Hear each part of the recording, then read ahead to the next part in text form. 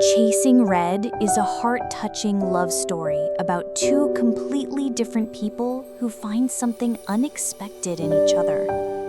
When Caleb, a charming and confident college star, sees Veronica, a mysterious and broken girl in a red dress, something changes in him. He offers her a place to stay, and from that moment, their lives begin to intertwine.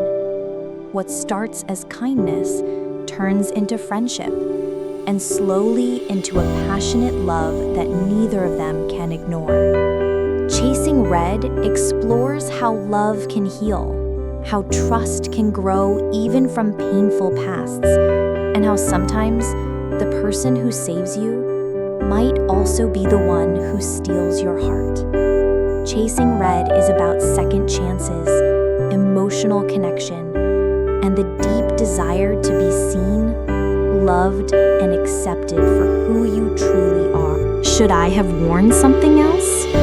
Veronica adjusted the strap of her dress nervously as she stepped through the wide glass doors of the club. It was really only this, or the one I've reserved for funerals. A soft, sarcastic chuckle slipped through her thoughts, but beneath it was a sharp edge of discomfort. She felt every pair of eyes brush against her as she walked in. Some lingering, some judging, others simply existing in the haze of music and lights. She hated clubs. The noise, the heat, the endless parade of confidence she didn't feel part of. But tonight wasn't about fun. It was about escape. She was tired, not just physically, but the kind of tired that settled into your bones when life had stripped everything away. Her rent was overdue.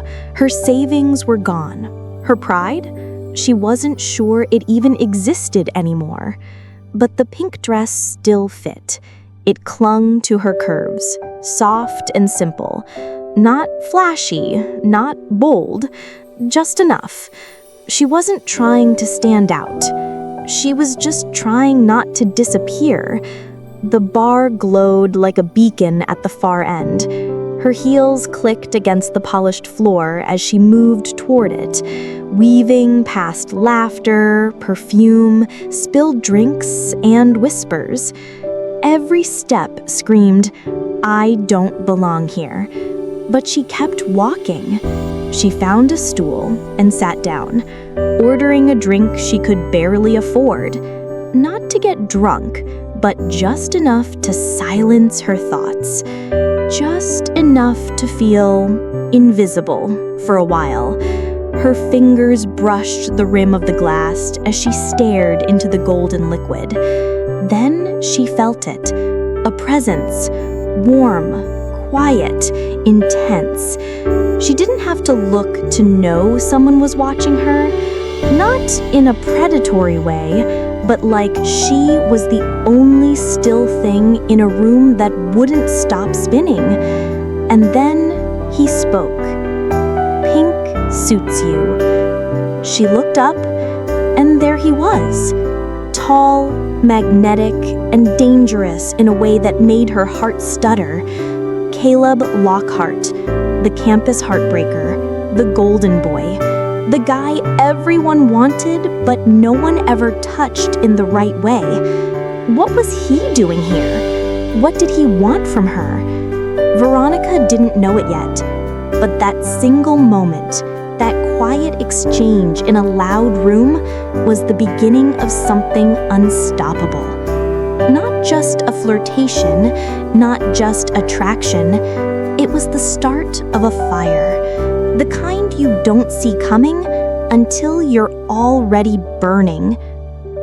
"Pink suits you." Veronica turned, startled by the smooth voice beside her.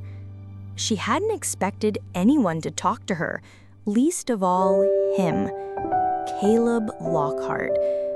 He was just as people described, tall, lean, dressed in effortless black, with eyes that looked like they'd seen too much and still wanted more. His presence was bold, but quiet, like he didn't need to try to be noticed. He just was. She blinked and looked away, back at her drink, heart thudding with irritation, or something close to it. "Not interested," she said, under her breath, hoping he'd get the message and walk away. But he didn't. Instead, he laughed softly, like her words amused him. "You didn't ask if you were," he replied, sliding onto the bar stool next to her with casual confidence. She rolled her eyes but didn't move. Something about his calm unnerved her, like he wasn't there to flirt, but to figure her out. What did he want? She tightened her grip around her glass. The night was supposed to be quiet. She came here to forget, not to be seen. Especially not by someone like Caleb Lockhart. Then he said something unexpected. "You okay?" The words hit her harder than they should have. No one had asked her that in days, weeks, maybe longer. Not seriously, not like they meant it. She glanced at him, caught off guard. His expression wasn't mocking. He didn't smirk. He looked at her like she mattered, like he noticed the cracks beneath the surface. She didn't answer. She couldn't, because if she opened her mouth, she was afraid everything would spill out. Her fear, her exhaustion, her anger, her loneliness. So instead, she looked down at her drink again and stayed quiet. And Caleb didn't press her. He just nodded slightly, like he understood. The music around them kept playing. People laughed, danced, moved. But for a moment, it felt like time had slowed around the two of them. She didn't know it yet, but that night was about to change everything. Because Caleb Lockhart wasn't like the others. And this wasn't just a casual conversation. It was the beginning of something that neither of them could stop. Veronica sat in silence, letting the warmth of her drink settle in her hands, but not in her chest. Her thoughts were loud, louder than the club's music. The air felt thick, and the weight of the day refused to lift. Caleb didn't speak again right away. He didn't need to. He just sat there beside her, not asking questions, not trying too hard. And somehow, that made her notice him even more. She didn't want to be one of those girls, the ones who fell for a pretty face and a smooth voice. She'd promised herself she wouldn't let anyone in again, not after everything she'd been through. But there was something about him, something quiet, something steady. The bartender dropped her change on the counter. She reached for it, but Caleb's hand was faster.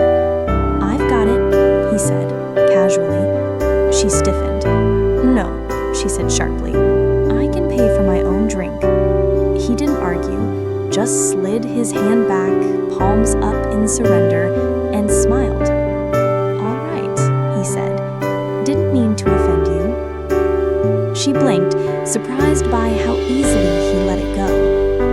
The silence returned, but it felt different now, calmer. He wasn't like the other guys. He wasn't trying to impress her. He was just there. And then she realized something else. She didn't want to be alone when she walked out of that club. Not because she was scared, but because she was tired of carrying the weight of everything by herself. She took a deep breath and stood up. "I'm leaving," she said. Caleb stood up too. "I'll walk you out." She hesitated. "You don't have to." "I want to." She looked at him again, trying to find some kind of game in his eyes, some motive. But there was none, just that same quiet calm. Outside, the night was cooler than she expected. The streets were slick from a recent rain. Neon signs glowed against wet pavement, and the city buzzed around them in a blur of headlights and sirens. They walked side by side without speaking. It wasn't uncomfortable. It was strange, easy. and that scared her more than anything. When they reached the corner, she paused. Her shoulders tensed again. Caleb looked at her. "Where's your car?" She didn't answer. "Did you walk?" he asked gently. Her silence was answer enough.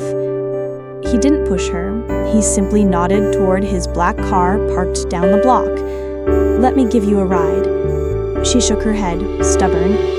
"I'll be fine." "Maybe, but I'll feel better if you're not out here alone at night." She hesitated again. Everything in her screamed to say no, but she was so tired, and she couldn't pretend anymore. So she nodded. Caleb didn't smile in triumph. He didn't say anything smug. He just walked ahead and opened the passenger door for her like it was the most natural thing in the world. And for the first time in a long time, Veronica let someone help her. She didn't know where it would lead. She didn't know why she trusted him. But in that moment, under the soft streetlights of a restless city, Veronica made a quiet choice: to stop running, at least for tonight.